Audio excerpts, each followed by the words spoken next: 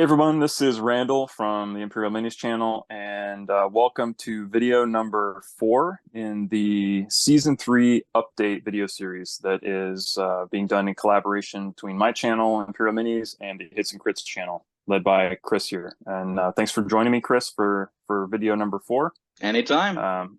Looking forward to the discussion. And just like in our previous videos, we're going to go through commanders, attachments, units, NCUs, and then any base tactics stack changes, which there weren't any for free folks, so we'll just talk about the commanders tactics card changes when we talk about those commanders. So let's just lead it off and start talking about the commanders. The Rattle Shirt commander attachment card got changed, and his order was changed to buff him quite a bit, or buff his order quite a bit. Chris, do you want to talk about what he used to say and what his card says now, and kind of what the implications are of that change? Yeah, sure. Yeah, trophy collecting got quite a buff in my opinion, because it used to be if your friendly unit destroys an enemy rank, and now it got changed to after a Rattle Shirt commander tactics card is attached to a friendly unit. So this makes his cards way more flexible, and they get played out way easier and faster. So let's just say one other unit or his own unit is killing a rank, then you will play a card, and in the same instant you get another one out of the tactics deck or the discard pile and attach it to his unit, which mostly, or like, I don't know, like I would say 100% will be the chosen ones, the Bone Lord chosen. So, and his tactics cards are the most important are +1 defense, which make the Bone Lord chosen going to 4 on defense, which is for free fall is quite good. It's respectable, right? Yeah, it's respectable and good, and together with Horrific Visage, right? So it's both. It's defense 4 and Horrific Visage.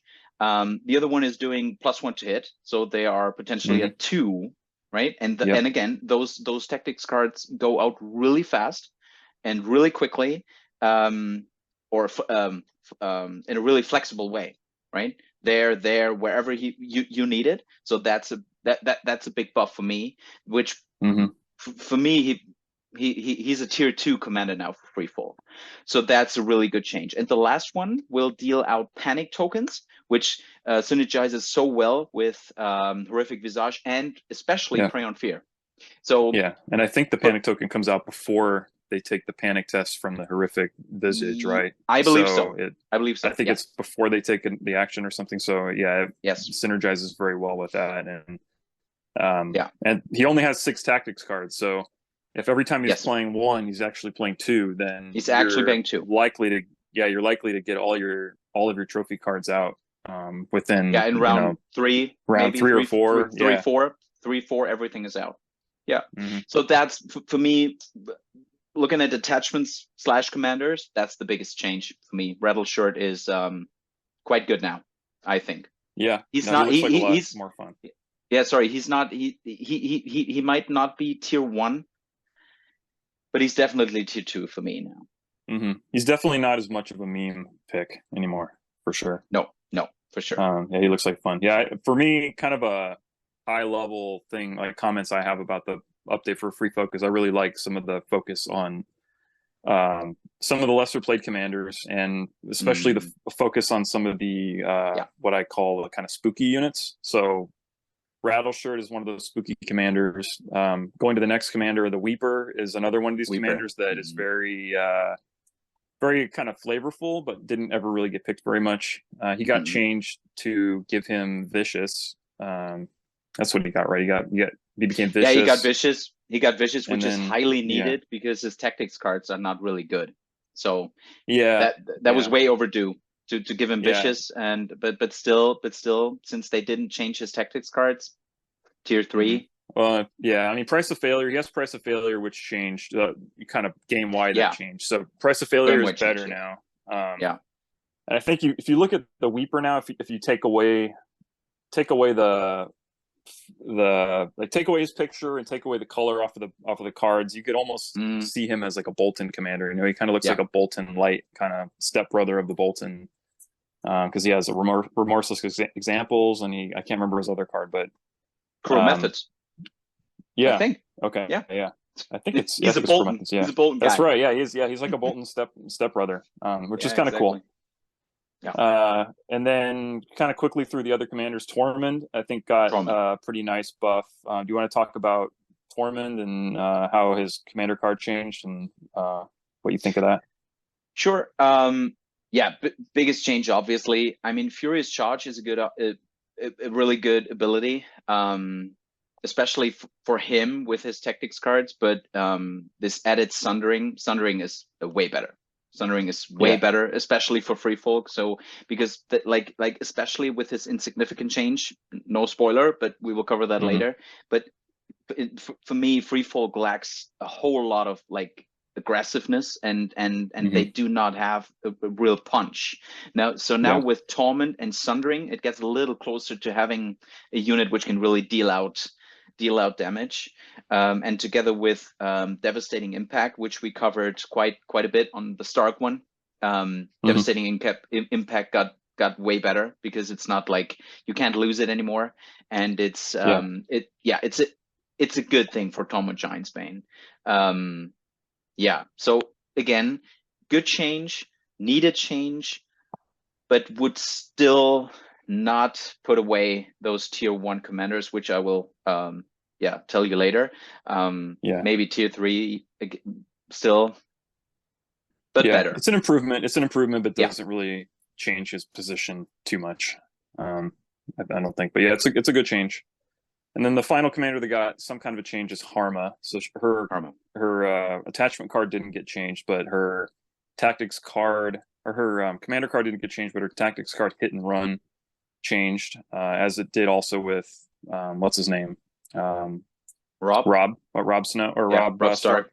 Rob Stark. So it doesn't require the unit to begin the turn engaged anymore, and then when you retreat out, you weaken the opponent, which is great. So it no longer requires you to begin the turn engaged. So now you can truly do a hit and run. You can actually charge into something and then pop right back out.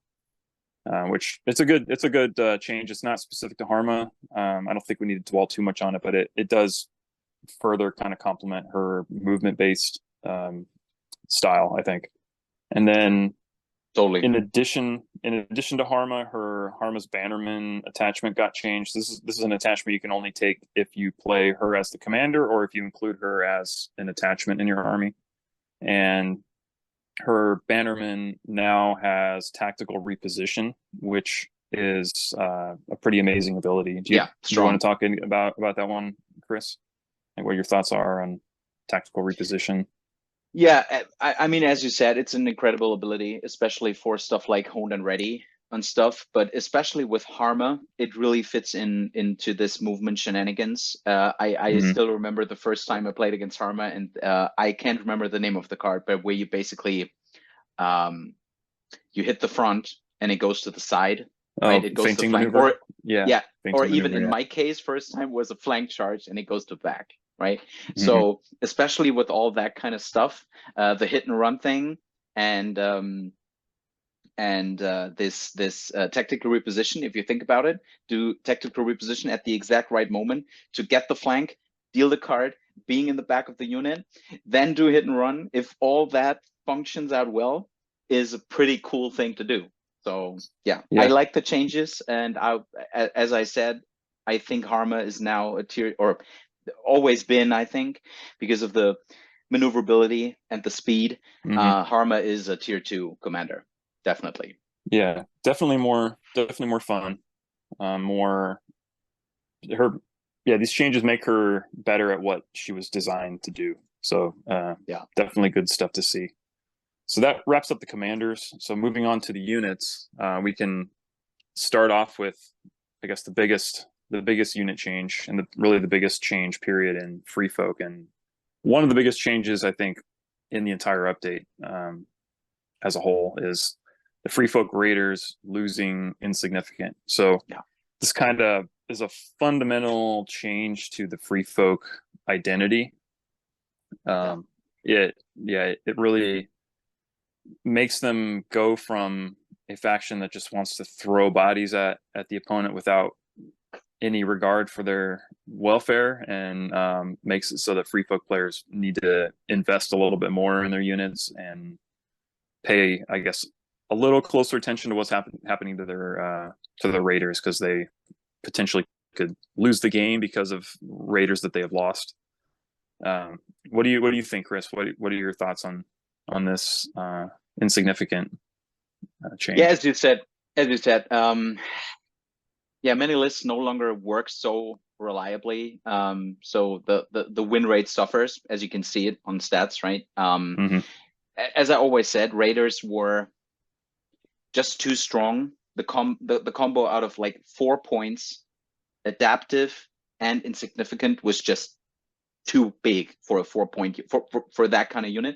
So they for me, they always needed to lose one of them. So I would have I would say I would even be happy when they would have lost adaptive, because adaptive would have changed your total list building, and all this spam would go away, right? Or at least the raiders, if you would spam them, they would be naked, right? They would be naked, and so way faster to to kill. So, but that's how it is. They lost insignificance. So as you said, it totally changes the DNA. And in addition, the previous update have already significantly reduced the effectiveness of free folk. Like in There's Too Many got nerfed, Frozen Short Chariots got nerfed. The Spear Wives are, I don't want to say unplayable, but Spear Wives are really really low. You don't see them. You don't really see them anymore. Exactly. So, and it has now become quite difficult to develop offensive dynamics within free folk. So yeah, it changes everything basically for this faction. And this faction, and one side note, as we all know, Mickey just won nationals with free folk, right? And you really have to give him credit. Yeah, the US nationals, and you really have to give him credit. Who, as a free folk player, still holds his own in my book. So there's a lot of skill involved. So congratulations, Mickey, on that one. Just great. Yeah, it kind of is. Yeah, his games kind of demonstrate what you're going to need to do probably with these raiders now, where they're going to be a little bit more defined by what their attachment is. So, you put Barak in them, and you're going to be mainly using them for hidden traps to just do free hits for most of the game, and then rush them in if you need to, or body block something if you need to. I think you and I were talking about putting a Walrus Chieftain in there if you need to throw them in as a meat shield. So yeah, I think even more than before, they're going to be defined by the attachment that you throw into them now. And exactly. It's definitely the biggest change in my eyes, and probably one of the biggest changes of the patch, if not the biggest change of the patch. Yeah, it defines the whole patch, definitely. Yeah. Do you have any other thoughts about Free Folk Raiders before we move on? No, the only thing I see happening already is people playing 3 trappers. So dealing with hidden traps, or the raider with the hidden trap. Who is it? Barak. Yeah, Barak, stalwart and hidden traps. I see that happening because, as I said, like this offensive dynamics are pretty much not gone, but it's hard to achieve, and hidden traps is can hurt really bad, especially when you spam it. So I see that spamming already. Yeah, and if you're given the option of raiders and trappers are both 4 points, both of them are going to give up a victory point. So unless you can get an attachment in the raiders that outweighs the utility of hidden traps and a ranged attack from the trappers, then you're probably going to go with wanting a couple of trappers rather than a couple of raiders or 3 raiders. So definitely. Well, I guess we can move on to the next unit, which is the Followers of Bone. Now, like I said before, I love the kind of spooky updates that they made to free folk here. This is one of them. So the Followers of Bone got 6+ morale, so they went from a 7+ to a 6+. So that's pretty elite by free folk standards. And then I believe their second rank die value went up from a 5 to a 6. So even when they've been knocked down to 2 ranks, they'll be hitting still fairly hard. So it's a nice buff. It's you know, I don't think we're going to be seeing Followers of Bone all over the place, but it's still a nice change. What do you think, Chris?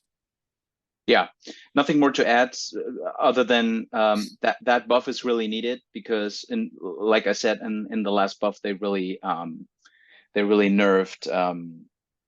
There's too many, and with this nerf, there's too many, and the Followers of Bone being on a morale 7 and like not hitting hard, they were not really playable anymore. So yeah, so that buff is needed.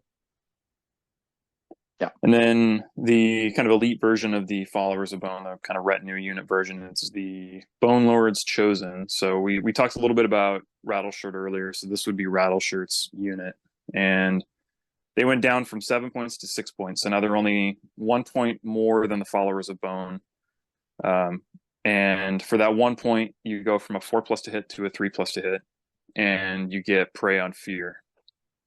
So I think that's a pretty decent premium you're paying, that extra 1 point.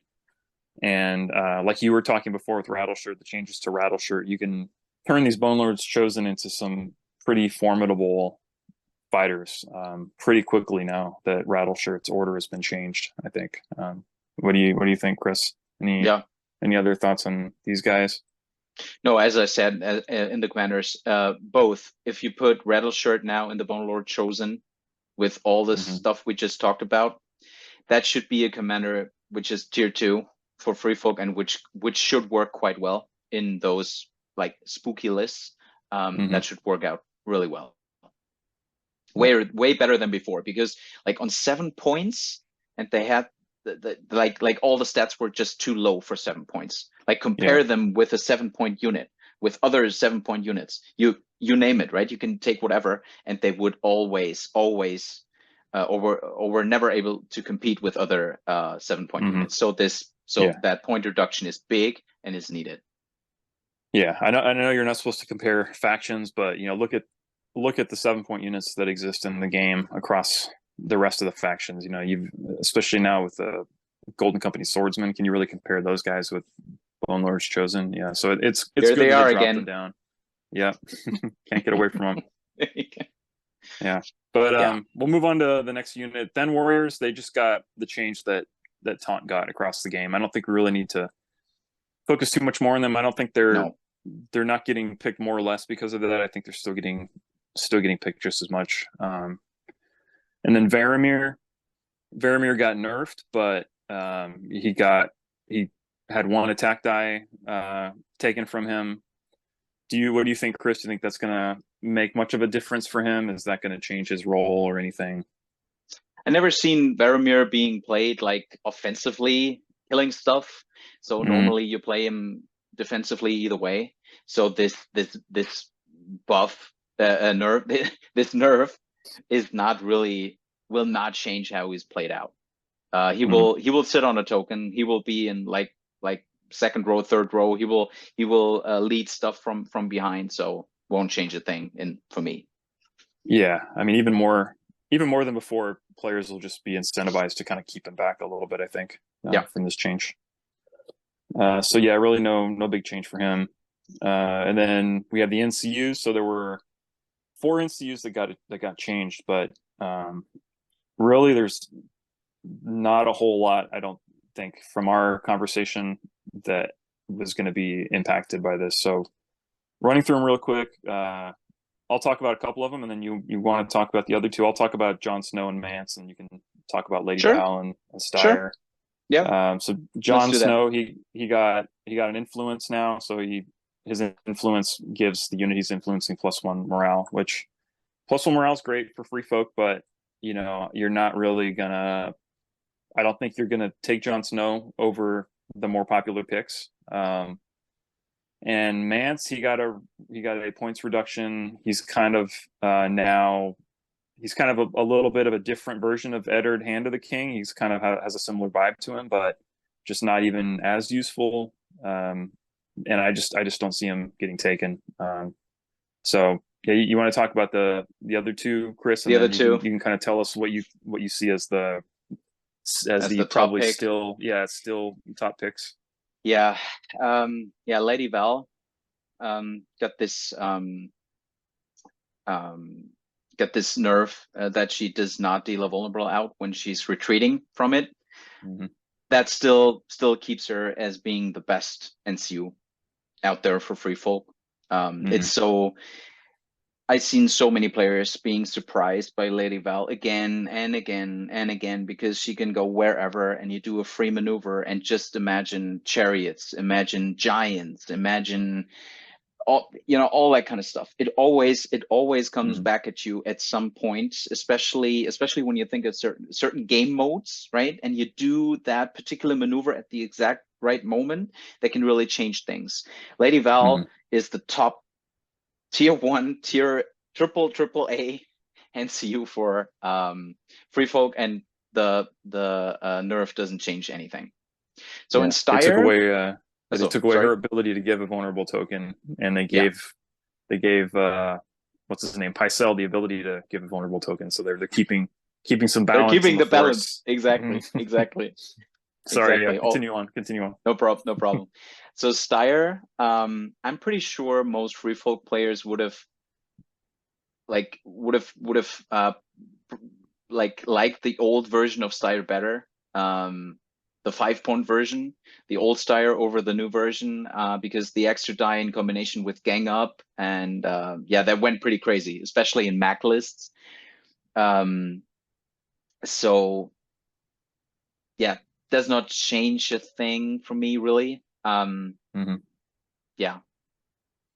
So Yeah, for so like coming to the top pick, like all those changes we see on NCUs won't change that. You will, for me, there's not a good free folk list out there, like talking competitive lists, where you need Craster. You always need Craster. You always need Lady Val. And I think because of the bad defense, pretty low morale, you will need Egret to make your opponent, or especially like this hard-hitting unit you're pushing forth, this Death Star unit from your opponent, just make it slower, make it do disorderly charges. That changes stuff. And those 3 NCUs, for me, are the top picks. And I mean, there are options when you play like just for fun, when you just want to try things out. If you want to do a spooky list and stuff, you can you can change up things, but normally, if I would need to win, if I would go somewhere with free folk to win, I would pick those 3. Yeah, 100%. Yeah. And like one side note on the commanders again, what I wanted to give you that information. Like, I'm always talking about tiers today. Like the tier 1 commanders we didn't really mention. We said Harma is tier 2 now. Rattleshirt might be a 2 now. So for me, now with this insignificant change, the top 3 commanders are Styre. In Fens, obviously, it's Varamir with this total spam list, like 11 activations, and the other one is Mac. Mac, the tactics deck from Mac is worse than before, like through season 2, but still good, and giants can really deal out so much damage, and if played well, yeah, they can really change things on the battlefield. Especially the tactics deck from Mag has quite some flexibility in there. There is a ranged attack in there. There are quite some things to heal, and there is also some things to really hurt your opponent. So again, Mag number 3 for me, and then you have Harma, Rattle, and then the rest. So that's what I see in commanders. And when we're talking about units, we already mentioned Spearwives, and we mentioned the Bone Lord Chosen. But for me, free folk, if you play not a Varamir list or not a mag list, you should always include Fen warriors. For me, they are number one now, definitely Fens, and number two might be already the trappers, like with raiders, trappers, raiders, because they're just you can spam they're both not spam them out units anymore, but both 4-point units. But for me, I'm pretty sure we will see a lot more trappers nowadays and in the future than before. Yeah, so that gives you a little ranking, a little tiering in all three aspects. Great. Yeah, well, those are the main changes to the faction. Chris, did you want to talk about a kind of a recommended list if you were to look at all the changes to Free Folk and kind of put together a good list for someone maybe starting out in Free Folk, or someone wanting to kind of try something that takes the new changes into account? Like what maybe a good list or a decent list would look like in this new meta? Yeah, let's jump over that quickly. I asked one of my best friends and a really good Free Folk player. I asked him, about the changes. I asked him about what is the list you would play now with all those changes, and he would definitely do Styre. For him also, Styre is the best commander out there. He would put him in Fens.